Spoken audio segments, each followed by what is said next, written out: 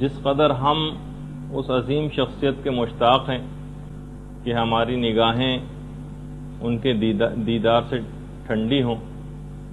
صرف ہم ہی نہیں، ائمہ معصومین علیہم السلام بھی اللہم صلی علی محمد وعلی محمد۔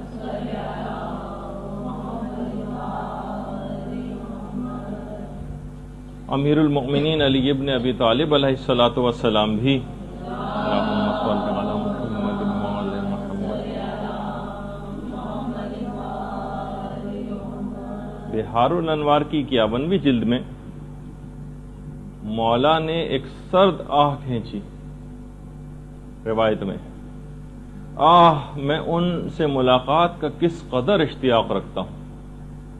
مولا کائنات ابو الائمہ وہ امام زمانہ سے ملاقات کے کس قدر شوقین تھے، اور ایک دفعہ تو اپنے دل کی طرف اشارہ کر کے مولا کائنات نے کہا تھا، اپنے دل کی طرف اشارہ کیا اور ایک آہ بھری کہ میں ان کو دیکھنے کا کس قدر مشتاق ہوں۔ اور کیوں نہ ہو، حقیقت یہ ہے کہ امام زمانہ اتنی عظمت رکھنے والی شخصیت ہے کہ باقاعدہ جیسا کہ آیت اللہ مستنبط نے اپنی کتاب القطرہ کے اندر لکھا ہے کہ حضرت خضر علیہ السلام کو آپ دیکھیے کہ کتنی بڑی قدر و منزلت کے حامل ہیں حضرت خضر، کہ حضرت موسیٰ جیسے نبی کی استادی کا شرف ان کو حاصل ہو رہا ہے، لیکن اتنی عظمت رکھنے کے بعد کہ موسیٰ جیسے نبی ان کی شاگردی میں جا رہے ہیں، ہم یہ دیکھتے ہیں کہ حضرت خضر حضرت حجت کے تابع اور ان کی رعیت میں سے۔ اس سے اس بات کا بھی اندازہ ہوتا ہے کہ حضرت حجت کی عظمت کس قدر زیادہ ہے۔ صرف یہی نہیں کہ حضرت حجت کی عظمت، بلکہ ان سے جو منسوب چیزیں ہیں ان کی عظمت کس قدر زیادہ ہے۔ امام سے منسوب جو مسجد جمکران ہے، مسجد جمکران باقاعدہ جنت الماوا کی روایت ہے کہ من صلاح، امام زمانہ نے مسجد جمکران کی باؤنڈریز کھینچی تھی نا، اور انہوں نے اس مسجد کو بنایا تھا۔ من صلاح فکأنما صلی فی البیت العتیق، مسجد جمکران میں نماز پڑھنے کا سبب وہی ہے جو خانہ کعبہ کے اندر نماز پڑھنے کا ہے۔ تو صرف یہی نہیں کہ امام زمانہ سے منسوب شخصیات بلکہ چیزیں نہ صرف امام زمانہ کی اپنی ذاتی نہیں، بلکہ ان سے منسوب جتنی چیزیں ہیں ان سب کی بھی عظمت بہت زیادہ ہے۔ اس کو بند کر دیں۔ اسی طریقے سے مثلا مسجد سہلہ، چھٹے امام کی جو روایت ہے امام جعفر صادق علیہ الصلوۃ والسلام کی، کہ جو شخص بھی 2 رکعت نماز مسجد سہلہ میں پڑھ لے گا، خدا اس کی عمر میں 2 سال کا اضافہ کر دے گا۔ 2 رکعت نماز پڑھنا مسجد سہلہ میں 2 سال کا عمر میں اضافہ کر دیتا ہے۔ اور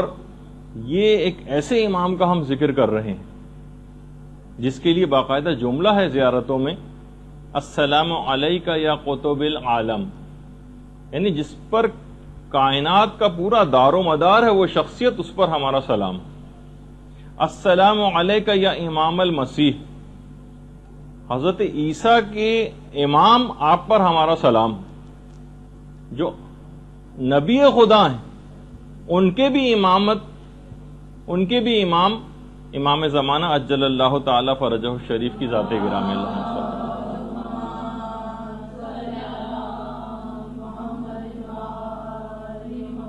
تو اب ہم سب اشخاص کی ذمہ داریوں میں سے ایک ذمہ داری ہے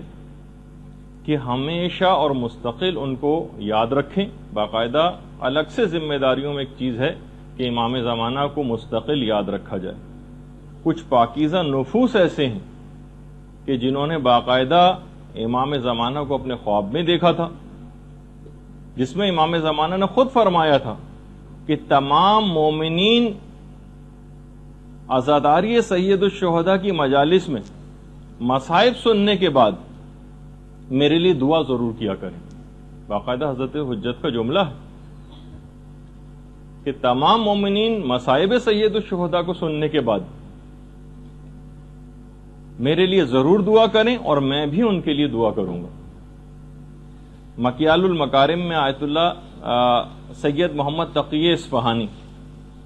انہوں نے باقاعدہ ذمہ داریوں میں سے ایک ذمہ داری قرار دیا ہے کہ مستقل ایسی مجالس اور محافل کا انعقاد آپ لوگ کیجئے کہ جس میں امام زمانہ کا تذکرہ ہو اور ان کو یاد کیا جائے۔ یہ مستقل ذمہ داریوں میں سے ایک ذمہ داری۔ حضرت حجت خود ان تمام حالات سے جو اس وقت مومنین کے ساتھ جب سے حضرت حجت غائب ہیں تب سے لے کر آج تک پیش آ رہے ہیں، مستقل سخت غمگین اور محزون ہیں۔ شیخ محمد جعفر جوادی ایک عالم گزرے، انہوں نے جب امام زمانہ علیہ السلام کو خواب میں دیکھا تھا تو باقاعدہ امام سے سوال کیا تھا کہ مولا آپ کی اس کیفیت کے متعلق انہوں نے جب سوال کیا تو امام نے ایک جملہ 2 دفعہ فرمایا، میرا دل خون خون ہے، میرا دل خون خون ہے۔ یعنی ان تمام حالات سے خود امام زمانہ شدید غمگین اور محزون ہے۔ آقا سید محمد اسماعیل شرفی ایک اور عالم گزرے ہیں، فرماتے ہیں کہ جب میں عتبات عالیہ کی زیارت سے مشرف ہوا اور حرم امام حسین علیہ الصلوۃ والسلام میں پہنچا، درود بھیج دیجئے محمد علیہ وسلم،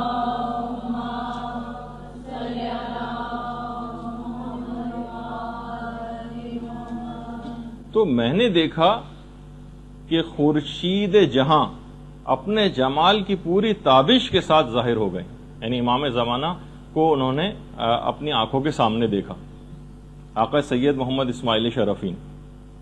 کہہ رہے ہیں میں والہانہ لپک کے امام کے پاس گیا اور پوچھا کہ آپ کون ہیں، حالانکہ دل کو یقین ہو چکا تھا کہ امام زمانہ۔ تو اس وقت امام زمانہ نے ایک جملہ کہا، میں اس کائنات کا سب سے مظلوم ترین فرد ہوں۔ واقعی اگر آپ اس لحاظ سے دیکھیں کہ کب سے امام کی ذات اتنی سب مصائب کو دیکھتی آ رہی ہے اور شیعت کے اوپر، اپنے ماننے والوں کے اوپر اور اپنی اولادوں کے اوپر کیسے مظالم انہوں نے دیکھے ہیں، تو اب ہماری ذمہ داریوں میں سے ایک ذمہ داری یہ ہے کہ ہم اس امام کی معرفت کو تو ضرور حاصل کریں۔ ان کی معرفت حاصل کرنا یہ کوئی بہت عنقا چیز اور ایک ایسی چیز نہیں ہے کہ جس کو حاصل نہیں کیا جا سکے، یا فقط چند ہی دنیا کے اندر افراد ایسے ہوں گے جو امام زمانہ کی معرفت کو حاصل کر سکتے ہیں۔ نہیں، ہر شخص حاصل کر سکتا ہے۔ خود امیر المومنین علی ابن ابی طالب علیہ الصلوۃ والسلام فرماتے ہیں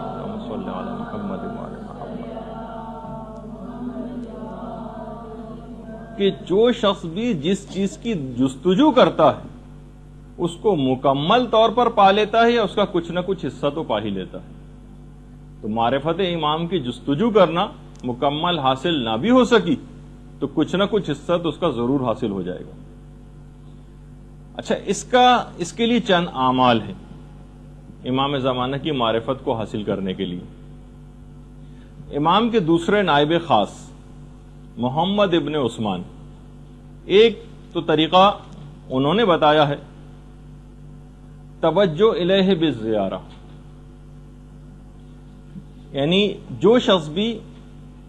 آپ کی زیارت جتنی دفعہ پڑھے گا، دیکھیے زیارت کیا ہے، امام زمانہ کے اوپر سلام، جتنی دفعہ وہ زیارت کرے گا اور امام کو سلام کرے گا اتنی ہی دفعہ جواب سلام کے لیے حضرت حجت اس کی طرف متوجہ ہوں گے۔ یہ جو روز آپ کو زیارت پڑھنے کا حکم ہے نا، اس کا ایک فلسفہ یہ بھی ہے کہ جتنی دفعہ آپ امام کا ذکر کریں گے، جتنی دفعہ ان کو سلام کریں گے، آپ کی طرف وہ اتنا ہی زیادہ متوجہ ہوں گے، اور جتنے زیادہ وہ آپ کی طرف متوجہ ہوں گے اتنا ہی آپ کے قلب اور باطن کے اندر پاکیزگی پیدا ہوتی چلی جائے گی اور اتنی ہی زیادہ معرفت آپ کے اندر آتی چلی جائے گی۔ یہ ہے اس کا ایک فلسفہ کہ امام کی زیارت کو جو ہم اس طرح بے دلی کے ساتھ اور روا روی کے اندر پڑھ دیتے ہیں اور صرف الفاظ کی حد تک رہ جاتے ہیں، لیکن بہرحال ہمیں اس کے باوجود بھی ایک خاص انداز سے زیادہ ہم آگے بگڑنے بھی نہیں پاتے، لیکن اگر ہم واقعی دل سے اور معنی اور مفاہیم سے واقفیت رکھتے ہوئے ان زیارات کو پڑھیں تو یقیناً امام کی بار بار توجہ کی وجہ سے جب آپ زیارت پڑھیں گی تو اتنا ہی قلب اور باطن کے اندر صفائی پیدا ہوتی چلی جائے گی۔ اچھا، چند عبادات کے متعلق علماء نے کہا کہ اگر وہ انجام دی جائیں تو وہ حضرت حجت کی توجہ بہت زیادہ آپ کی طرف جذب ہوتی چلی جائے گی اور آپ کے اندر ایک غیر محسوس انداز میں تبدیلی آتی چلی جائے گی۔ 3 عبادات تو بالکل واضح ہیں جن کے متعلق امام نے فرمایا۔ نافلہ شب، نماز شب کا پڑھنا،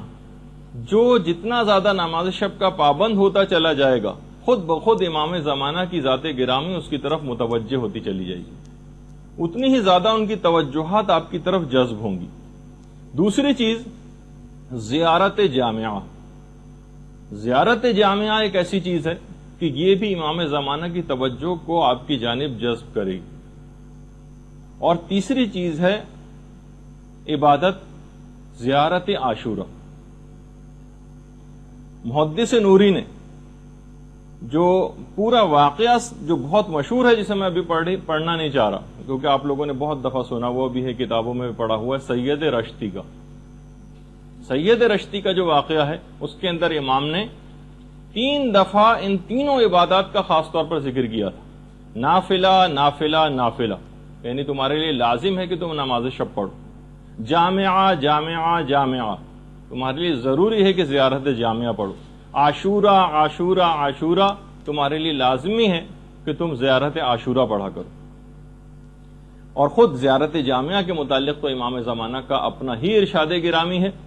کہ زیارت جامعہ ایک بہت ہی بہترین زیارت ہے، بہترین زیارات میں سے ایک ہے۔ اس کے علاوہ ایک اور عمل ہے کہ جو کہ حضرت حجت کی توجہ کو آپ کی جانب جذب کرے گا، اس کا نام ہے زیارت امین اللہ۔ زیارت امین اللہ وہ زیارت ہے جسے امام زمانہ نے خود پڑھا ہے، تو اس کو پڑھنے کی بہت زیادہ تاکید ہے۔ اور ایک اور بات خاص طور پر معرفت کے سلسلے میں کہ دیکھیے، یہ بھی جملہ ہے امیر المومنین علی ابن ابی طالب علیہ الصلوۃ والسلام کا، اللہم صل علی محمد وعلی باقاعدہ شرح غرر الحکم میں روایت ہے امیر المومنین سے کہ بلند ترین مقامات پر فقط اپنی عادات پر قابو پا کر ہی پہنچا جا سکتا ہے۔ ہم دیکھتے ہیں کہ ہماری بہت ساری عادات، سستی اور کاہلی،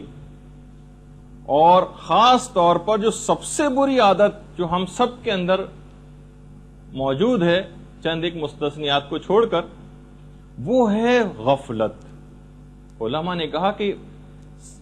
ہر چیز کو بہت سرسری طور پر لینا، ہر عذاب ہم نے سن لیے تمام گناہوں کے، کوئی ہم پر اثر ہوتے دیکھنے میں نہیں آ رہا۔ جو کہ پچھلی دفعہ بھی روایت میں نے بیان کی آخری زمانے کی نشانیوں میں سے کہ امام نے فرمایا تھا کہ نشانیاں مسلسل پوری ہو رہی ہوں گی لیکن کوئی ان سے اثر لینے والا نہ ہوگا، کسی کے کان پر جو نہیں رینگے گی۔ اگر آپ خود بھی دیکھیں، مسلسل آج ہمارا 4تھا ہفتہ ہے اس متعلق بیان کرتے ہوئے، کتنی نشانیاں آپ سن چکی ہیں، کتنا دل کو یقین آ چکا ہے کہ امام زمانہ کا ظہور کس قدر قریب ہے، ساری تقریباً نشانیاں پوری ہوتی جا رہی ہیں، اور اس کے باوجود ان 4 ہفتوں کے اندر کون سی عمل میں تبدیلی آئی یہ آپ اپنے طور پر دیکھیے گا۔ سب سے بڑی جو بری عادت ہے ہماری وہ ہے غفلت، اور مولا نے فرمایا کہ بلند مقامات پر فقط اور فقط اپنی عادات، بری عادات کے اوپر غلبہ پا کر ہی پہنچا جا سکتا۔ تو معرفت اسی وقت حاصل ہو سکے گی کہ جب ہم اپنی ان بری عادات کو، مثلا بہت زیادہ سونے کی عادت، بہت زیادہ باتیں کرنے کی عادت، بہت زیادہ چیزوں کو سرسری لینے کی عادت، کسی چیز کو کوئی گویا اہمیت ہی نہیں دینی، کتنی بھی باتیں سنتے چلے جائیں، کتنی بھی احادیث کان کے اندر پڑھتی چلی جائیں،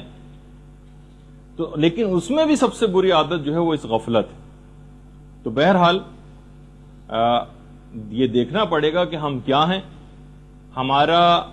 ہدف اور ہمارا مقصد زندگی کیا ہے، یہ آپ کو طے کرنا پڑے گا۔ ایک بہت ہی اہم ترین چیز ہے، اور اپنے آپ کو ہمیشہ اس کے اندر آپ کو دیکھنا پڑے گا کہ آپ آخر زندگی میں آپ کو کرنا کیا ہے، آپ کا ہدف زندگی کیا ہے۔ اس غفلت کی زندگی سے باہر نکلنا پڑے گا۔ ایک ہدف زندگی طے کیجئے اور اس کے لیے دن اور رات ایک کر دیجئے، پھر آپ کو معرفت کا کوئی درجہ حاصل ہو سکے گا۔ اچھا، اسی طریقے سے ابھی جو بار بار اس بات کا ذکر ہوا کہ جناب دعا کیجیے حضرت حجت کے لیے، وہ بھی آپ کے لیے دعا کریں گے، خود ان کی فرمائش ہے کہ میرے لیے دعا کیا کرو، اس کے باوجود ہم دیکھتے ہیں کہ ہماری دعائیں قبول نہیں ہوتی. کتنے مومنین دعا کر رہے ہیں لیکن دعا ہے کہ قبول ہونے میں نہیں آتی، ظہور کے سلسلے میں بھی. اور ہم جو عام زندگی میں لوگوں کا ایک طریقہ کار ہے اس میں بھی لوگ شکایتیں کرتے نظر آتے ہیں کہ ہمارا عمل انجام دے رہے ہیں لیکن کوئی دعا ہماری قبول نہیں ہوتی. دیکھیے ہمارے استاد نے ایک دفعہ ایک روایت پڑھی تھی آج سے تقریباً 15 سال پہلے، کتاب کیفر کردار کے حوالے سے. فرما یہ رہے تھے کہ دیکھیے 2 ٹانگوں والا جو آدمی ہوتا ہے وہ ایک ٹانگ والے کو دیکھ کر خدا کا شکر ادا کرتا ہے، اور ایک ٹانگ والا جو ہوتا ہے، یہ بھی روایت نہیں ہے تو خود بیان کر رہے تھے، وہ جس کی دونوں ٹانگیں نہیں ہوتی ان کو دیکھ کر خدا کا شکر ادا کرتا ہے. تو کائنات کی جتنی بھی موجودات ہیں ان سب نے خدا کا ایک شکر ادا کیا. کتے نے بھی خدا کا شکر ادا کیا، پروردگار تیرا لاکھ لاکھ شکر ہے کہ تو نے مجھے کتا بنایا. اب کتے سے اگر سوال کیا جائے کہ تم کس بات کا شکر ادا کر رہے ہو، تم سے زیادہ نہ تو کوئی نجس ہے نہ تم سے زیادہ بدتر کوئی جانور ہے، تو کتے نے کہا ہاں میں خدا کا شکر ادا کر رہا ہوں کہ اس نے مجھے کتا بنایا ہے، سور نہیں بنایا. سور نے بھی خدا کا شکر ادا کیا، یا پروردگار تیرا لاکھ لاکھ شکر ہے جعلنی خنزیرا، کہ تو نے مجھے خنزیر بنایا. بھائی تم کو شکر ادا کرنے کی کیا ضرورت ہے؟ تم تو سب سے کتے سے بھی زیادہ بدتر ہو، نجس العین ہو، ہر رطوبت تمہاری نجس ہے، ساری فقہ کی کتابیں تمہاری ایک لحاظ سے مذمت میں نجاست کے ذکر سے بھری ہوئی ہیں، تم کس بات کا شکر ادا کر رہے ہو؟ تو خنزیر نے بھی کہا میں اس بات کا شکر ادا کر رہا ہوں کہ پروردگار نے مجھے خنزیر بنایا ہے، بے نمازی نہیں بنایا. اس سے آپ اندازہ لگائیے. تو اب وہ روایت ہمارے استاد نے پیش کی تھی کہ دیکھیے کچھ گروہ ایسے ہیں کہ جو جس جگہ پر موجود ہوں وہاں دعا کبھی قبول نہیں ہوتی. ان میں ایک روایت ہے کہ جس گھر میں کتا موجود ہو وہاں رحمت کے فرشتے نہیں آتے، رحمت کے فرشتے نہیں آتے تو دعا کی قبولیت بھی نہیں ہوتی. جس گھر میں کتا ہو، اور جس گھر میں کتے سے بھی بدتر سور ہو وہاں پہ بھی رحمت کے فرشتے نہیں آئیں گے اور دعا قبول نہیں ہوگی. اور جس گھر میں خنزیر سے بھی بدتر بے نمازی موجود ہو یا گنڈے دار نماز پڑھنے والے ہوں وہاں پر بھی، یعنی ان تمام اعمال جو انجام دیے جاتے ہیں، دعائے کمیل پڑھی جا رہی ہے اور زیارتیں پڑھی جا رہی ہیں، رحمت کے فرشتے خدا کی طرف سے آتے ہیں لیکن ہر طرف سے اس گھر کے دروازے اپنے لیے بند پاتے ہیں، وہاں منڈلاتے ہیں آس پاس اور پھر وہاں سے واپس چلے جاتے ہیں. پروردگار کی رحمت آتی ہے لیکن کچھ وجوہات ایسی ہیں، کچھ گروہ جن میں سے ایک گروہ بے نمازیوں کا بھی، کہ جب کتے کی وجہ سے رحمت کے فرشتے نہیں آتے تو اس سے بھی بدتر خنزیر ہے اور خنزیر سے بھی بدتر بے نمازی. تو کوشش کریں گے گھر میں ایسے افراد، دوسرے الفاظ میں معاشرے کے اندر تبدیلی یا امام اس وقت آئیں گے جب آپ اتنے افراد تو پیدا کر لیں کہ جب امام ایک الہی حکومت کے قیام کا اعلان کریں تو انہیں ہر منصب کے اوپر فائز کرنے کے لیے عادل افراد کی ضرورت ہوگی. فاسق و فاجر و بے دین اور جاہل افراد تو ان عہدوں کے اوپر نہیں مقرر کیے جائیں گے نا. تو معاشرے کے اندر زیادہ سے زیادہ علم کو فروغ دینا ہے اور معاشرے سے زیادہ گناہوں کو ختم کرنا ہے، اور اس میں اپنے جو دعائیں قبول نہیں ہوئی اس کے اندر سے ایک وجہ یہ بھی ہے کہ آپ نے اب تک وہ کام ہی مکمل نہیں کیا جس کو ایک لحاظ سے گراؤنڈ ورک کہا جاتا ہے، ایک گراس روٹ لیول کے اوپر جو ایک کام ہوتا ہے، اور اس سے بڑھ کر بھی جو آگے کام ہوتے ہیں کہ جب الہی حکومت کا قیام ہوگا تو ایسے افراد کہاں ہوں گے، ایسے علم رکھنے والے، ایسے علم و تقوی رکھنے والے، گناہوں سے بچنے والے عادل افراد، ایسے افراد کی تعداد میں زیادہ سے زیادہ اضافہ کرنا. اچھا اب ایک چیز اور اس میں بتا دی جائے کہ دیکھیے غیبت کبریٰ کے دور میں جن افراد نے حضرت حجت کی زیارت بھی کی ان کی تعداد بھی ہزاروں میں، یعنی جو صحیح طریقے سے جن کے متعلق یہ بات معلوم ہوئی. البتہ دیکھیے ان کو اتنا زیادہ فروغ دیا جانا، اس میں بہت سارے، کیونکہ دیکھیے کہ جو منفی سوچ رکھنے والے یا حب جاؤ شہرت رکھنے والے افراد یا فراڈ جو افراد ہوتے ہیں وہ بھی اس کے اندر کود پڑتے ہیں. تو یہ بھی ضروری تھا کہ آپ کی زیارت مختلف ادوار میں لوگ کرتے رہیں، تاکہ آپ کا وجود کوئی تخیلاتی یا افسانوی نہ قرار پا جائے کہ بھئی آج تک تو کسی سے ملے نہیں، اگر ہوتا تو کبھی تو ملاقات ان سے ہوتی. تو اتنی ملاقاتیں بھی ضروری تھیں، اور نہ اتنی زیادہ یہ ملاقاتیں کہ وہ فتنے کی شکل اختیار کر جائیں. اس وجہ سے ان کی مذمت بھی آئی کہ جو اس بات کو ظاہر کرے گا کہ میری امام سے ملاقات ہوئی اور لوگوں سے کہتا پھرے، شاید آیت اللہ جواد تبریزی کا جملہ، یہ اس بات کی دلیل ہے کہ اس کی ملاقات امام سے نہیں ہوئی. یعنی جو یہ کہتا ہے کہ میری ملاقات ہوئی، تو وہ جس کی ملاقات ہوتی ہے وہ بتاتا نہیں ہے، یا اس کے انتقال کے بعد پتہ چلتا ہے کہ ان کی ملاقات ہوئی تھی. تو بہرحال اس لحاظ سے یہ ایک سلسلہ ایک خاص مصلحت سے شروع کیا گیا کہ کچھ افراد کو مختلف ادوار میں زیارتیں بھی کروائی جائیں. اور باقاعدہ ایران کے اندر تو اس مسئلے نے جب سے ملاقات امام زمانہ نام کی کچھ کتابیں چھپیں تو تقریباً ایران میں ایک فتنہ سا نمودار ہو گیا تھا. ہر شخص تقریباً، کیونکہ ہر طرح سے لوگ رہنے والے وہاں پر بھی ہیں، اس بات کا مدعی ہو گیا. کسی کا کوئی کام ہو گیا، کسی کا مثلا گاڑی کا ٹائر پنکچر ہو گیا اور اس کا کوئی آدمی آیا اس کا ٹائر درست کر دیا، تو انہوں نے کہا یہ تو امام زمانہ مثلا تشریف لائے تھے. تو ایک بالکل ایک مذاق سا بن کے رہ گیا. باقاعدہ کچھ ایسی کتابوں کو وہاں پر جلایا گیا، مظاہرے ہوئے، کچھ کتابوں کے لکھنے والوں کو وہاں پر اریسٹ بھی کیا گیا، اور تاکہ اس فتنے کے اوپر کسی طور پہ قابو پایا جا سکے. لیکن بہرحال الحمدللہ اس میں قابو پا لیا گیا اس پر. تو یہی چیز یہاں پر بھی آپ کو دیکھنی ہوگی کہ اگر اس طرح سے کوئی دعویٰ کرنے لگیں تو یہ آپ کو اپنی ذمہ داری پتہ ہونی چاہیے کہ آپ کا اس وقت اقدام کیا ہونا چاہیے. اس پہ ہم ایک دفعہ ذکر کر بھی چکے ہیں آپ کی ایک نشست میں، جس میں مجتہدین کے آراء اور فتاوی سلسلے میں نقل کیے گئے تھے. اچھا، جتنی بھی علامتیں جیسے کہ ہم اس سے پہلے بیان کر رہے تھے کہ جو پوری ہو چکی، بہت ساری تو ایسی ہیں جو مسلسل پوری ہوتی ہوئی بھی نظر آ رہی ہیں. کتنی تو آپ نے سن لی. مثلا ایک وہ جو روایت ہے کہ مسلمانوں کا مقابلہ سلطان روم سے ہوگا. جیسے کہ آپ کے علم میں اس وقت پورا اس وقت جو سلطان روم یعنی امریکہ کس طرح سے پورے مسلمانوں کے خلاف اس نے ایک فوج کشی کا ایک سلسلہ شروع کر رکھا ہے، تو مسلمانوں کا مقابلہ سلطان روم سے ہوگا. یہ بھی روایات میں کہ حاکم حجاز حاکم بغداد کو اکسائے گا کہ وہ میرے بیٹے کے ملک پر حملہ کریں، جبکہ میرا بیٹا اس وقت حاکم خراسان ہوگا. میرا بیٹا ایک ایسے انقلاب کے بعد حکومت کو حاصل کرے گا جس میں 80,000 سے زائد مومنین اپنی جانوں کا نذرانہ پیش کریں گے. دیکھیے کتنی روایات ایسی. اسی طریقے سے میرا بیٹا ایک ایسے ظالم کو اقتدار سے ہٹا کر آگے آئے گا کہ جس کے سلسلے میں فقط 2 ہی بادشاہ ہوں گے. ہم دیکھتے ہیں کہ امام خمینی جس بادشاہ کو ہٹا کر جو پہلوی خاندان تھا، اس سے پہلے فقط 2 خاندانوں کے اندر ایران کے اندر حکومت رہی، صفوی خاندان اور قاجار خاندان. کہ میرا بیٹا ایک ایسے ظالم کو ہٹا کر اقتدار میں آئے گا کہ جس کے سلسلے میں فقط 2 بادشاہ ہوں گے، یعنی 2 خاندانوں میں بادشاہت رہے گی. حاکم حجاز میں سلسلہ بادشاہت بھائیوں میں چلے گا، جو کہ ہم کو اس وقت نظر بھی آ رہا. جب بھی آخری زمانے کے لیے اپنے ایمان کو بچانے کے لیے کتنی دعاؤں کی تاکید آئی ہے جو آپ سنتی رہتی. اپنی حفاظت ایمان کی دعا کرتے رہنا. پیغمبر اسلام ختم مرتبت صلی اللہ علیہ وآلہ وسلم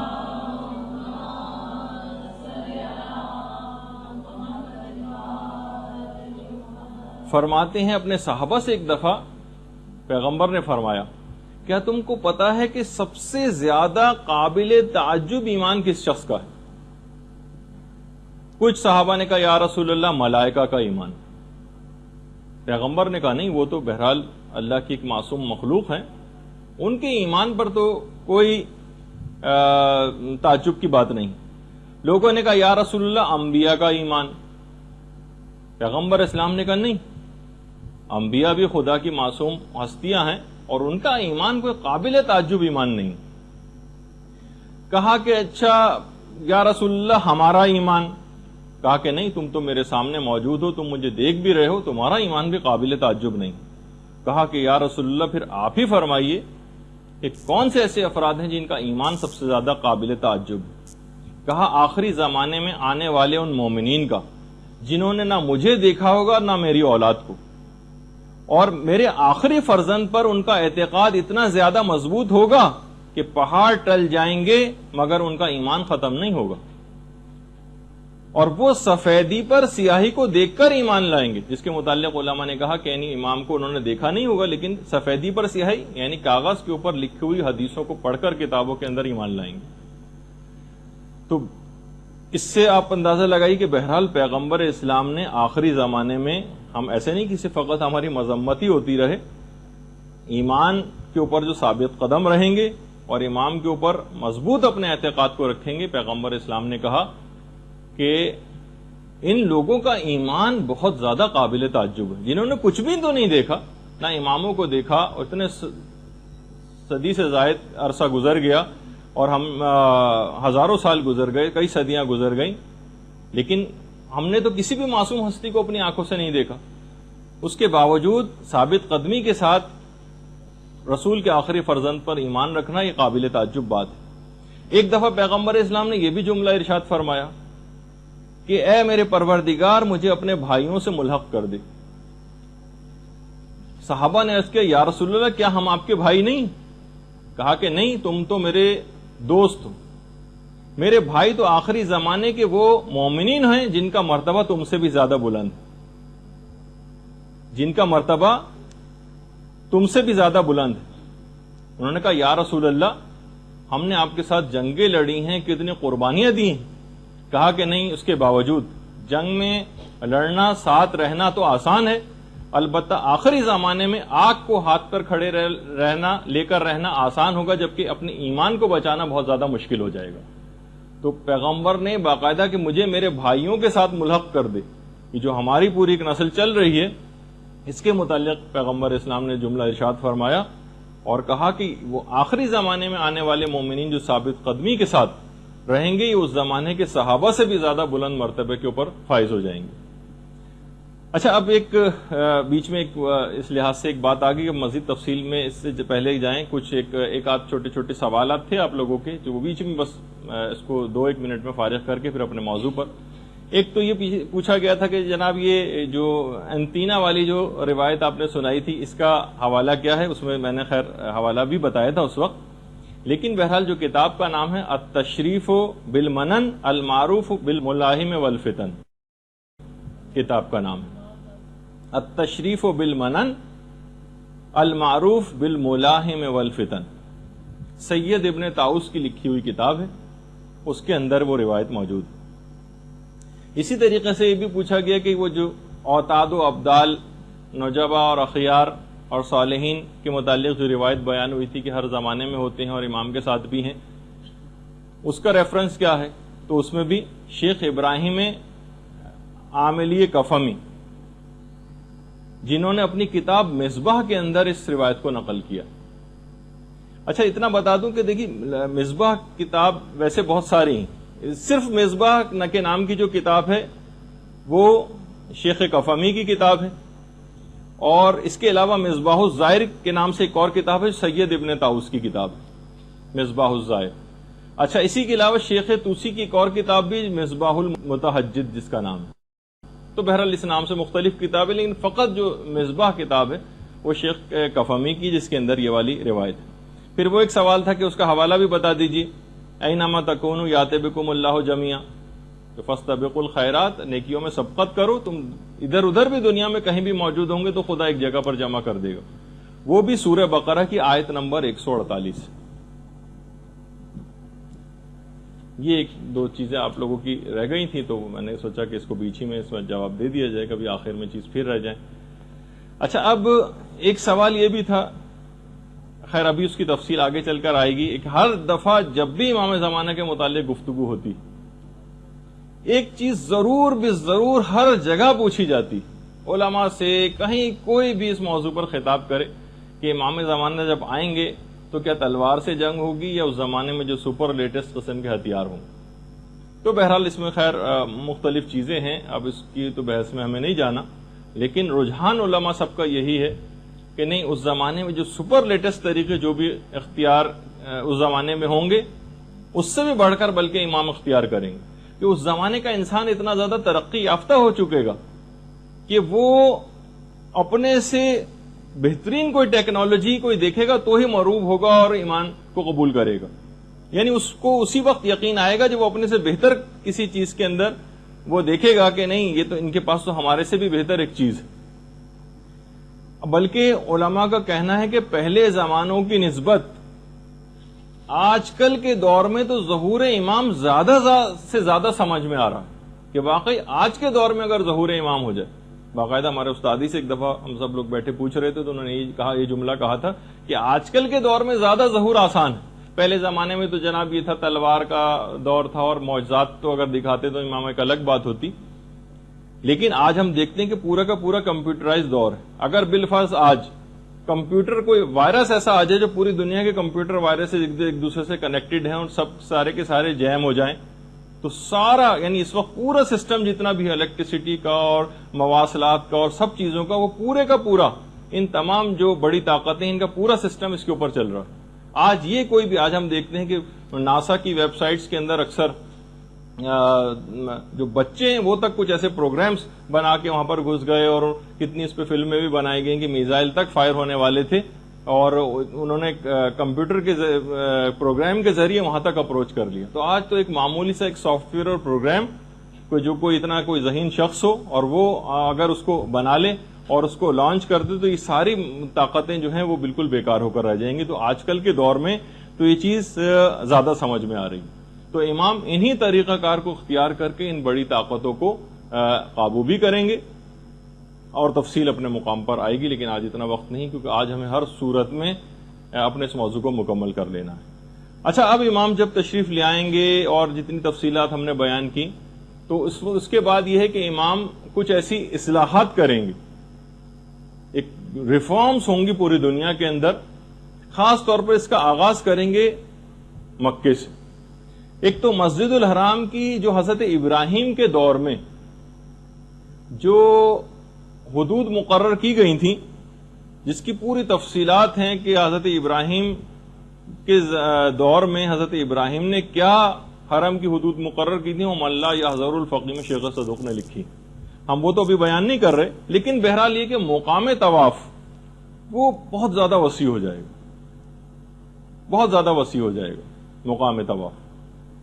کیونکہ اس حد تک جب حضرت حجت کا ظہور ہو جائے گا تو پوری دنیا سے اتنی بڑی تعداد کے اندر لوگ حج و عمرہ و زیارات کے لیے پہنچا کریں گے کہ بے پناہ رش کا اضافہ ہو جائے گا وہاں پر. اچھا مقام ابراہیم کو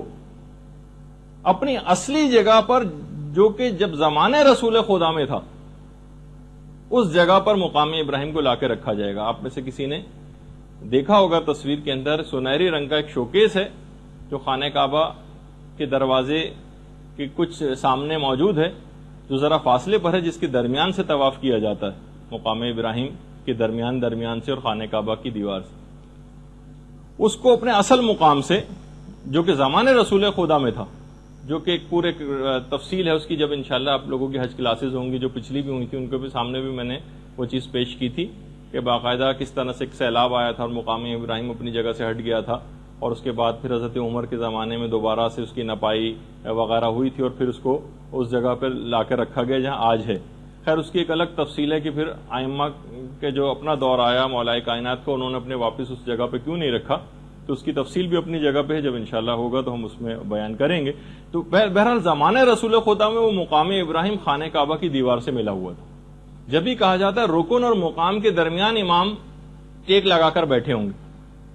رکن تو حجر اسود کو کہا جاتا ہے, وہ کونا کہ جہاں پہ حجر اسود لگا ہوا ہے,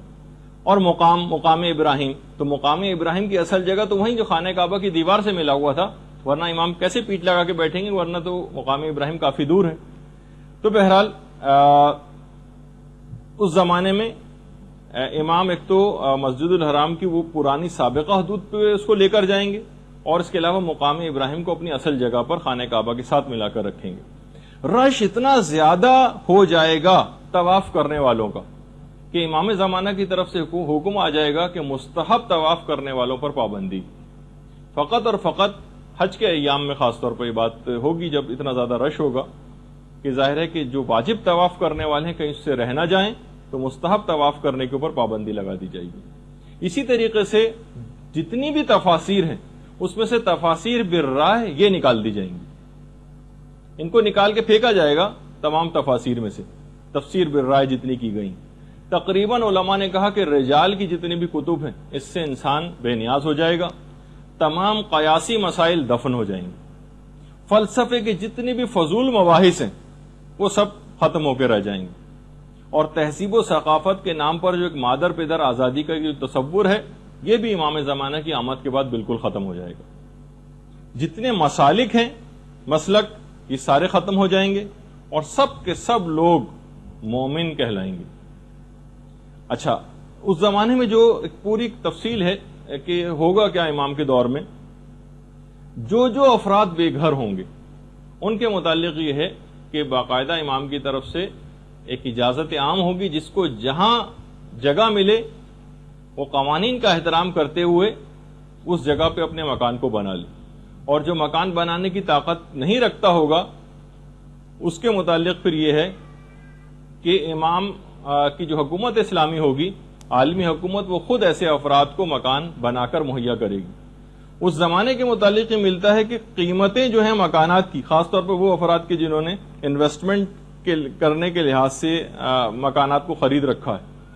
تو اس زمانے میں قیمتیں مکانات کی بہت زیادہ کم ہو جائیں گی، سوائے کوفے کے مکانات کی کہ اس کی دارالحکومت ہونے کے لحاظ سے ایک الگ حیثیت ہوگی تو اس کی تو قیمت زیادہ ہوگی، لیکن جو اور جگہوں کے اوپر مکانات ہیں تو کیونکہ قیمتیں اسی وجہ سے بڑھتی چلی جاتی، تو جب ہر شخص کو حکومت کی طرف سے گھر ملے گا، عالمی حکومت کی طرف سے، اسلامی حکومت کی طرف سے، تو پھر خود بخود ان مکانات کی قیمتیں کم ہوتی چلی جائیں گی، لوگوں کے دلوں سے کینہ نکل جائے گا امام کی حکومت کے آنے کے بعد،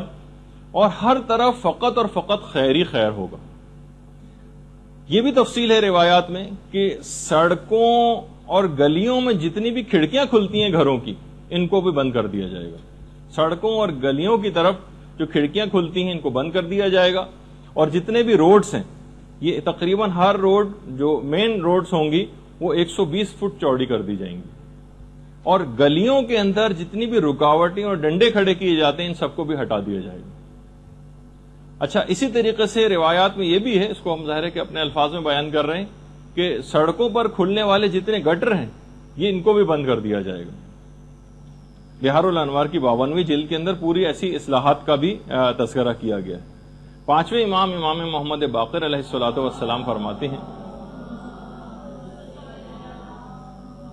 کہ جس نے بھی ظہور امام کو پا لیا، جس نے بھی ظہور امام کو پا لیا، جو بیمار ہوگا وہ تندرست ہو جائے گا، جو کمزور ہوگا وہ طاقتور ہو جائے گا۔ ابھی بیمار تندرست کیسے ہوگا یہ آگے چل کے بات آنے والی، کمزور طاقتور ہو جائے گا۔ اسی طریقے سے امام علوم کو ظاہر کریں گے۔ روایت میں یہ ہے کہ 27 جو علوم ہیں، یعنی اب تک ان 27 میں سے فقط 2% علوم جو ہیں یہ لوگوں کے سامنے آئے، ابھی جو 25 جو ریمیننگ ہیں یہ امام زمانہ کی آمد کے بعد امام خود ظاہر کریں گے، ان 25 حصے علوم کے، یعنی علوم کے جو 27 حصے ہیں حضرت آدم سے لے کر اب تک دنیا میں فقط 2 حصے تقسیم کیے گئے، 25 حصوں کو امام خود آ کر ظاہر کریں گے۔ جب 25 کو امام خود آ کر ظاہر کریں گے تو اتنی زیادہ جینیٹک انجینئرنگ کے اندر دنیا ایک کمال پر پہنچ جائے گی، جس پہ اب ہم کلوننگ کے لحاظ سے صرف بات کرتے ہیں خالی، ورنہ جینیٹک انجینئرنگ کے اوپر جتنا کام ہو رہا ہے، اب یہ لگتا ہے کہ جو ہر تقریباً جو بیماری، اس کے جو کوڈنگ اور ڈی کوڈنگ کا مسئلہ ہے وہ سب کے سب پتہ چل جائیں گی تو دنیا سے بیماریوں کا خاتمہ ہو جائے گا۔ جینیٹک انجینئرنگ ایک بڑے کمال کے اوپر پہنچ جائے گی تو بیماریاں بھی خود بخود ختم ہو جائیں گی۔ اسی طریقے سے امام کے دور میں جتنے بھی فیصلے ہوں گے عدالتوں کے، وہ تمام کے تمام بلا گواہی ہوں گے۔ امام اپنے علم سے فیصلہ کریں گے، اور بالکل جس طریقے سے حضرت خضر کے فیصلے ہیں، جس طریقے سے مثلا حضرت داؤد اور حضرت سلیمان کے فیصلے ہیں کہ وہ بھی بغیر گواہی کے فیصلے کیا کرتے تھے اپنے علم نبوت سے، اس کے ذریعے امام بھی فیصلے کریں گے۔ یعنی امام فیصلے کرنے کے لیے شہادتوں کا انتظار نہیں کریں گے کہ کچھ گواہ لائے جائیں اور اس کے بعد پھر جو ظاہری قوانین ہیں ان کے مطابق عمل کرتے ہوئے، نہیں، گواہوں کا کوئی انتظار نہیں ہوگا۔ اچھا، اب ایک سوال یہ ہوتا ہے کہ چلیں امام کے پاس اگر فیصلے آئیں تو امام تو علم امامت سے فیصلے کر لیں گے، تو پوری دنیا کے جتنے بھی مقدمات ہیں کہ اس کے سارے فیصلے امام بنفس نفیس کیا کریں گے؟ نہیں، امام کے اور نمائندے بھی تو ہوں گے نا. تو آخر پھر یہ کس طرح سے ہوگا کہ وہ کس طرح سے بغیر گواہی کے فیصلے کیا کریں گے؟ تو یہ بھی ہے روایات کے اندر باقاعدہ غیبت نعمانی میں روایت ہے، چھٹے امام سے بھی یہ بات پوچھی گئی. تو امام نے کہا کہ دیکھو کہ ہر علاقے کا ایک گورنر ہوگا، جب اس کے پاس معاملات جائیں گے تو روایت میں ہے کہ اس علاقے کے گورنر کے پاس اس کے تمام معاملات اس کے کف دست میں ہوں گے، اس کے کف دست میں. یعنی جب بھی کوئی معاملے کو وہ مبہم پائے گا تو وہ اپنی ہتھیلی کو دیکھ لے گا، اس میں حقیقت لکھی ہوئی نظر آ جائے گی. اب اس میں کئی احتمالات علماء نے نقل کی کہ آخر ٹھیک ہے کہ امام اگر بنفس نفیس ان کی ذات گرامی اگر وہ فیصلے کرتی تو بات سمجھ میں آتی، لیکن پوری دنیا کے ہر معاملے کو تو امام نہیں نمٹائیں گے، ہر مقدمے کو. تو کچھ علماء نے کہا کہ اگر جو ان کے ہر علاقے کا جو ایک نمائندہ امام کا ہوگا اس کے معاملات اس کے کف دست میں ہوں گے، اور جب کسی معاملے کو مبہم پائے گا وہ اپنی ہتھیلی کو دیکھے گا اور اس کے بعد پھر اس کو وہ امر واضح ہو جائے گا. اب علماء نے کہا کئی احتمالات ہیں. پہلا احتمال تو یہ ہے کہ ہو سکتا ہے یہ سب باتیں بطور اعجاز ہوں، معجزے کے طور پر ایسی قوت عطا کر دی جائے امام کے ان نمائندگان کو. دوسرا علماء نے کہا ہو سکتا ہے، اب ہم قیاس آرا ہی کر سکتے ہیں، ہو سکتا ہے انٹرنیٹ کی طرح سے ہدایات کا یا رابطے کا وہ ذریعہ امام سے ہو، کوئی بھی جدید طریقہ. اور اب تو یہ چیز زیادہ نظر آنے لگی، پہلے تو جناب لیپ ٹاپ ہوتے تھے، اب پام ٹاپ بھی آ گئے. یعنی جو سمجھے صرف ہتھیلی کے اندر، یا آپ یہ میسیجنگ سسٹم جو آپ کے پاس موبائلوں کے اندر ہے، موبائل فونز کے اندر، اس کے اندر بھی یہی بات ہوتی کہ سیلولر فونز جو ہیں ان کے طرز پر کوئی چیز ہو، یا ہو سکتا ہے اس سے بھی لیٹسٹ کوئی چیز ہو جو ہماری سمجھ میں نہیں آ رہی. اور یہ بھی روایات کے اندر ہے، باقاعدہ مخطوطہ ابن حماد کے اندر روایت ہے کہ خود پیغمبر اسلام سے مروی روایت ہے کہ ظہور امام کے بعد لوگ اپنے مردوں کی خواہش کریں گے، کاش آج ہمارے جو مردہ ہیں وہ آج زندہ ہوتے تو اس زمانے کو دیکھتے کہ ہم کتنی خوشحالی اور کتنی نعمتوں کے ساتھ امام کے ساتھ زندگی گزار رہے ہیں. لیکن اس کے بعد ان کی وہ دعا اور خواہش بھی قبول ہوگی، اور پھر رجت کا جس کے ہم ابھی آگے چل کر ذکر کرنے والے ہیں. اچھا، اتنا اور بتا دیا جائے، اس کی بھی تفصیل علماء نے بتائی کہ حضرت موسیٰ کا جو عصا ہے نا، یہ اصل میں جنت کا ایک درخت ہے، آس، اس کی ایک شاخ ہے، اس کی شاخ ہے. جنت کا درخت ہے آس، الف مدزبر آ اور سین. حضرت جبریل نے مدین میں جب حضرت موسیٰ پہنچے تھے اس وقت ان کو یہ لا کر دیا تھا. اور پانچویں امام یہ بات بیان فرماتے ہیں کہ سب سے پہلے اس عصا کو حضرت آدم کو دیا گیا تھا، کہ جو حضرت موسیٰ کا عصا تھا نا، پہلے حضرت آدم کے پاس تھا، اور اس کے بعد ان کے پاس سے ہوتا ہوتا ہوتا حضرت موسیٰ کے پاس آیا، اور اس کے بعد پیغمبر اسلام تک پہنچا، اور اس کے بعد امام فرماتے ہیں کہ پیغمبر اسلام کی وساطت سے ہم تک پہنچا ہے.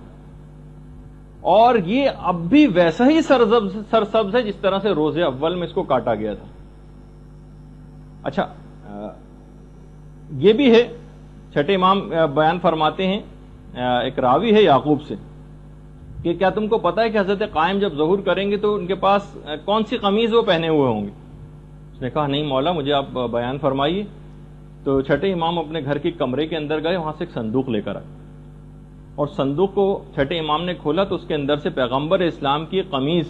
وہ نکالی. اللہم صلی علی محمد وآل محمد. اس قمیض کی جو آستین تھی اس کے اوپر خون لگا ہوا تھا، جو جنگ احد میں جب پیغمبر اسلام کے دندان مبارک شہید ہوئے تھے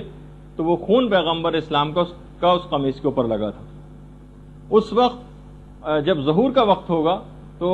پیغمبر اسلام کی یہ خون آلود قمیض یہ حضرت حجت پہنے ہوئے ہوں گے جو جنگ احد میں جس پر خون لگا تھا. راوی کہتا ہے یعقوب کہ میں نے اس قمیض کو لیا، اس کو بوسہ دیا، اور اس کے بعد پھر چھٹے امام نے اس قمیض کو بہت اچھے طریقے سے تہہ کیا، صندوق کے اندر رکھا، اور پھر دوبارہ اس کو رکھ کر آئے. اچھا، یہ جو ایک تو پیغمبر اسلام کی کہ اس طرح کی قمیص پہنی ہوگی، ایک پیراہن ہوگا، ایک اور لباس جو کہ حضرت یوسف کا ہوگا. وہ بھی روایت میں اکمال الدین و اتمام النعمہ میں شیخ صدوق نے اس کو نقل کیا ہے، اور مفضل ابن عمر اس کے راوی کہ امام نے پوچھا کہ تم کو پتا ہے کہ جو حضرت یوسف کی قمیص تھی وہ کیسی تھی؟ کہا کہ راوی نے کہا نہیں. تو پھر امام نے اس کی تفصیل بتائی کہ جس وقت حضرت ابراہیم کو آگ کے اندر پھینکا جا رہا تھا اس وقت جبرائیل وہ قمیض لے کر آئے تھے اور حضرت ابراہیم کو وہ قمیض پہنائی تھی، اور جس سے وہ محفوظ رہے، اور اس آگ کی جو اس سے پہلے کی حدت تھی اور اس کے بعد جب وہ آگ ٹھنڈی ہو گئی تھی تو اس کی سردی سے بچانے کے لیے بھی وہ قمیض جو حضرت جبریل نے ان کو پہنائی تھی، جس کی وجہ سے حضرت ابراہیم محفوظ بھی رہے تھے. پھر حضرت ابراہیم کا جب وقت وفات قریب آیا تو انہوں نے اس قمیض کو حضرت اسحاق کے بازوؤں کے اوپر باندھ دیا تھا، ان کے ایک بازو پر باندھ دیا تھا بطور تعویذ، اور انہوں نے پھر حضرت یوسف کے بازو پر حضرت اسحاق کے واقعے کے بعد حضرت یوسف کی جب ولادت ہوئی تھی تو اس وقت حضرت یعقوب نے ولادت کے وقت حضرت یوسف کے بازو پر اس قمیض کو باندھ دیا تھا. مفضل نے پوچھا کہ مولا پھر وہ قمیض آج کل کہاں ہے؟ امام نے فرمایا جو اس بات کے اہل ہیں قمیض ان کے پاس محفوظ ہے، اور اس کے بعد وہ قائم آل محمد کے پاس وہ قمیض پہنچ جائے گی. اللہم صلی علی محمد و آل محمد. اور اس بات کا یقین رکھو کہ جو کچھ بھی انبیاء ما سلف کے پاس تھا وہ سب کا سب حضرت حجت کے پاس ہے. اور باقاعدہ جو شیخ حر عاملی انہوں نے اثبات الہدات میں اس بات کو لکھا ہے، جو مولا کائنات کی بھی روایت ہے کہ جب حضرت خاتم تشریف لائیں گے تو ان کے پاؤں میں حضرت شیس علیہ السلام کی نالین مبارک ہوگی. اچھا، اب خواتین کے کردار کے حوالے سے بھی پچھلی دفعہ بات ہوئی تھی. اس میں میں نے بہرحال دو الگ الگ روایتیں، ایک روایت میں 50 خواتین کا تذکرہ ہے جو شاید پچھلی دفعہ بھی میں نے بتایا تھا، لیکن ایک اور روایت میں 13 خواتین کا تذکرہ بھی آیا ہے. اور اثبات الہدات میں شیخ حر عاملی نے وہ والی روایت لکھی کہ جس میں کہا گیا کہ جو کام زمانے رسول خدا میں عورتیں انجام دیا کرتی تھیں وہی زمانے حضرت حجت میں بھی انجام دیں گی. اور دیگر جتنی بھی حکومتیں اس وقت ہوں گی جو باطل حکومتیں ہیں، پانچویں امام یہ فرماتے ہیں کہ امام کے قیام کے بعد جتنی باطل حکومتیں یہ ساری کی ساری معدوم ہو جائیں گی، ختم ہو جائیں گی. باقاعدہ منتخب الاثر میں آیت اللہ صافی گلپائگانی نے بھی ان روایات کو لکھا ہے. اچھا، اس کے علاوہ جیسے کہ ابھی آپ نے سنا کہ جو مختلف وہ ہوں گی کہ 120 فٹ یا 60 ہاتھ کے قریب روڈ چوڑی ہو جائیں گی، بلکہ روایت میں یہاں تک ہے کہ اس قدر روڈز بنانے میں امام کا اہتمام اس قدر ہوگا کہ اس کے راستے میں اگر کوئی مسجد بھی آئی، کیونکہ بہت ساری ایسی جگہوں پر بھی مسجدیں قائم ہو جاتی ہیں جو غصبی زمینیں ہوتی ہیں، کوئی مسجد بھی آئی تو اس کا بھی خیال نہیں کیا جائے گا اور اس مسجد کو بھی گرایا جائے گا. اور خاص طور پر جو پیدل چلنے والوں کے لیے پیڈسٹرین اسٹریٹس جو ہوتی ہیں وہ تعمیر کی جائیں گی. اور مساجد کی جتنی بھی ظاہری زیب و زینت ہے اس کو بھی ختم کیا جائے گا، سادگی کو زیادہ سے زیادہ رواج دیا جائے گا. مساجد کے جو مینار ہیں یہ گرائے جائیں گے. دیکھیے، ایک اور بات بتا دوں، خاص طور پر جب ہم اعتکاف کے مسائل بیان ہوتے ہیں تو اس وقت مسجد کی حدود کیا ہے جس کے اندر ایک معتکف کو رہنا ہوتا ہے، تو اس وقت یہ والی بحث آتی ہے کہ مثلا مسجد کی جو چھت ہے وہ مسجد میں آتی ہے یا نہیں آتی. مسجد کے جو مینار ہیں اس پہ اگر کوئی معتکف چڑھ جائے تو وہ مسجد سے باہر تو نہیں چلا جائے گا. یا مسجد کی جو محراب ہوتی ہے، دیکھیے اسلامک آرکیٹیکچر میں آج کل مینار، محراب یہ ایک باقاعدہ حیثیت اختیار کر گئی اور لوگ اس کو سمجھتے ہیں کہ شاید یہ کوئی اسلامی چیز ہے. ٹھیک ہے، کوئی حرام تو نہیں ہے بہرحال محراب بنانا، لیکن مساجد کے اندر جو محراب جہاں پہ پیش امام کھڑا ہوتا ہے اور اس کے آگے ایک دروازہ ہوتا ہے، یہ اصل میں ظالم بادشاہوں نے ایک سلسلہ قائم کیا تھا جن کو اپنے اوپر دوران نماز حملوں کا خطرہ ہوتا تھا کہ کبھی ایسی صورتحال پیش آ جائے تو وہ دروازے سے آگے کے دروازے سے نکل کر باہر چلے جائیں. تو اس وقت یہ چیز آتی ہے کہ کوئی شخص مسجد کی محراب میں چلا جائے، مسجد کے مینار پر چڑھ جائے یا مسجد کی چھت پر چلا جائے تو وہ مسجد میں شمار ہوگا یا نہیں ہوگا، ایک بحث ہے. تو بہرحال مساجد کے جتنے مینار ہیں یہ گرا دیے جائیں گے. اور عقلی سطح اتنی زیادہ اس زمانے کے لوگوں کی بلند ہو جائے گی کیونکہ امام باقی جو 25 حصے ہیں علوم کے ان کو ظاہر کریں گے کہ گھر کی جو پردہ نشین عورتیں ہیں یہ مقدمات کے فیصلے کیا کریں گے، اور یہ تمام علوم جو ہیں یہ لوگوں کے اوپر تقسیم کیے جائیں گے، لوگ بالکل کامل الایمان ہو جائیں گے، اور جیسے کہ میں نے ابھی آپ سے ذکر کیا کہ دل جو ہیں وہ کینے سے خالی بھی ہو جائیں گے۔ علامہ امینی نے باقاعدہ اس کو لکھا ہے۔ اس زمانے میں جب حضرت حجت کی حکومت قائم ہوگی تو روایات میں یہ بھی ملتا ہے کہ اس زمانے میں جو خرید و فروخت ہوا کرے گی وہ کرنسی نوٹ کے بجائے درود کے ذریعے ہوگی۔ اللہم صل علی محمد وعلی محمد۔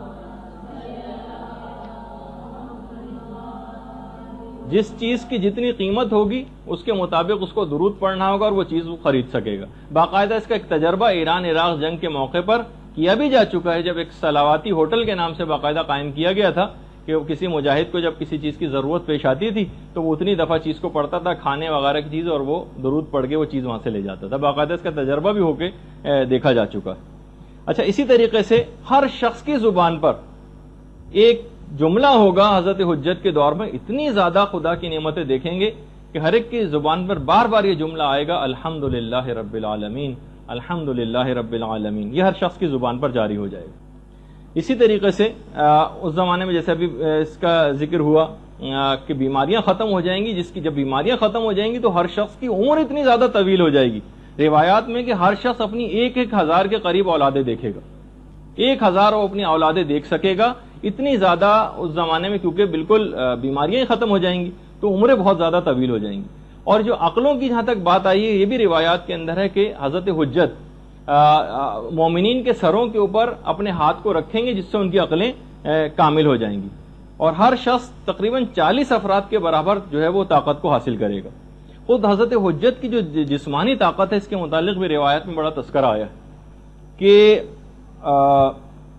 ابھی وہ میں بتاتا ہوں، لیکن عام مومنین کے حوالے سے بھی کہ ان کے دل بہت زیادہ مضبوط ہو جائیں گے، جو کام ان کے ماننے والے شروع کریں گے جب تک اس کو ختم نہ کر لیں گے جب تک چین سے نہیں بیٹھیں گے۔ حضرت حجت کی بھی جو ظاہری طاقت ہوگی، یعنی جو عام جسمانی طاقت ہوگی کہ بڑے سے بڑے درخت کو ایک ہاتھ سے اکھاڑ کر پھینک دیں گے، پہاڑوں میں جا کر اگر حضرت حجت آواز دیں زور سے تو پہاڑوں کے پتھر ٹوٹ کے گرنے لگیں گے۔ یعنی اگر آپ دیکھیں واقعی روایات کے اندر، پھر باقاعدہ مفضل نے چھٹے امام سے ایک روایت بھی نقل کی کہ جس میں امام نے فرمایا کہ آپ کے حضرت حجت کے دور میں باقاعدہ اعلان ہو جائے گا کہ جس شخص کے ذمے بھی اگر کوئی قرض موجود ہے،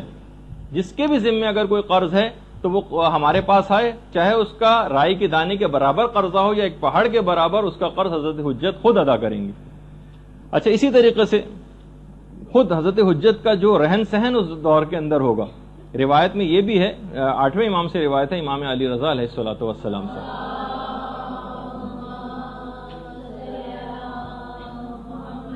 کہ امام کا جو رہن سہن ہوگا یہ انتہائی سادہ ہوگا۔ حضرت حجت، حضرت قائم کا لباس بہت ہی معمولی اور کھردرا ہوگا، اور غذا انتہائی کم قیمت اور سادہ۔ آیت اللہ صافی گل پائگانی نے منتخب الاثر میں بھی اس کی تفصیل لکھی۔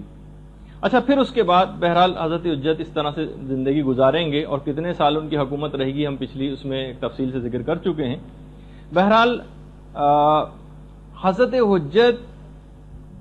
جس طریقے سے ایک دنیا میں طریقہ کار ہے، دیگر تمام ائمہ بھی اس دنیا سے رخصت ہوتے رہے ہیں، امام زمانہ بھی اس دنیا سے رخصت ہوں گے۔ اس سلسلے میں روایات دو طرح کی، کچھ روایت میں تو یہ ہے کہ وہ وفات پائیں گے، اور کچھ میں یہ ہے کہ وہ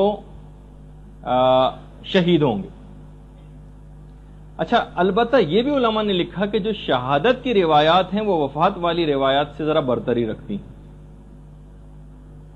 جیسے کہ امام حسن کا بھی جملہ ہے، ہمارے دوسرے امام، امام حسن علیہ الصلوۃ والسلام،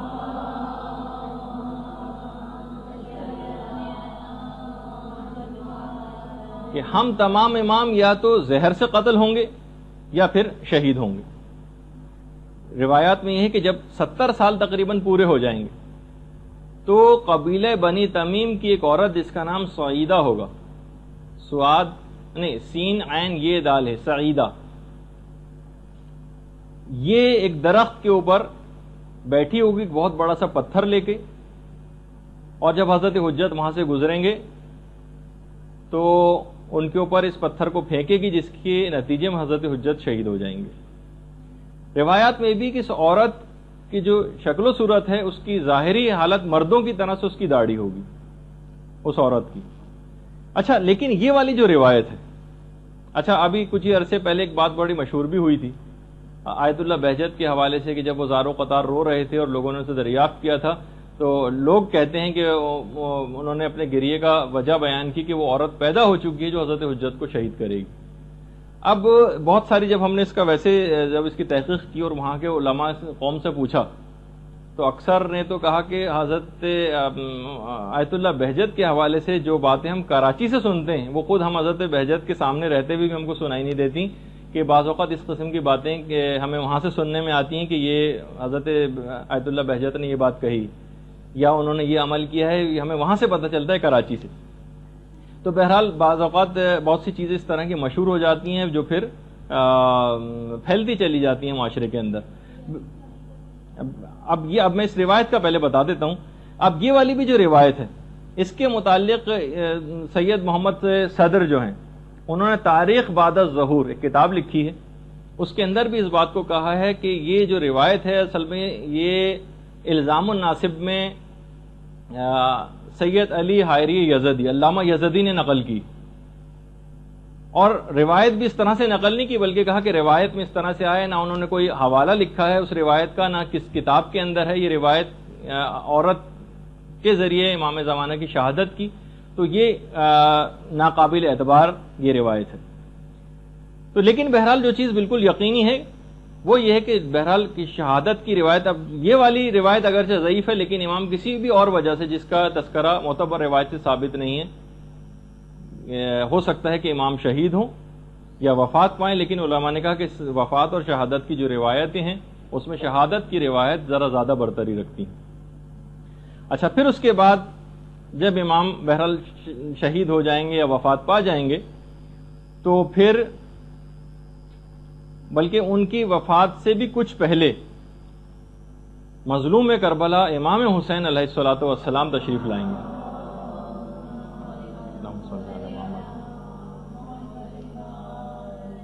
امام کو سوائے امام کے کوئی غسل نہیں دے سکتا۔ تو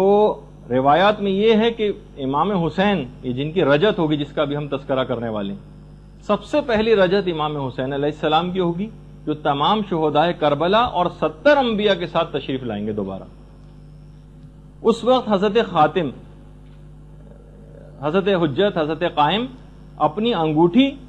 اور جو تبرکات انبیاء ہیں یہ امام حسین علیہ الصلوۃ والسلام کے سپرد کر دیں گے۔ پھر اس کے بعد حضرت حجت کی شہادت واقع ہوگی، امام غسل دیں گے، کفن دیں گے اور انہیں دفن کیا جائے گا۔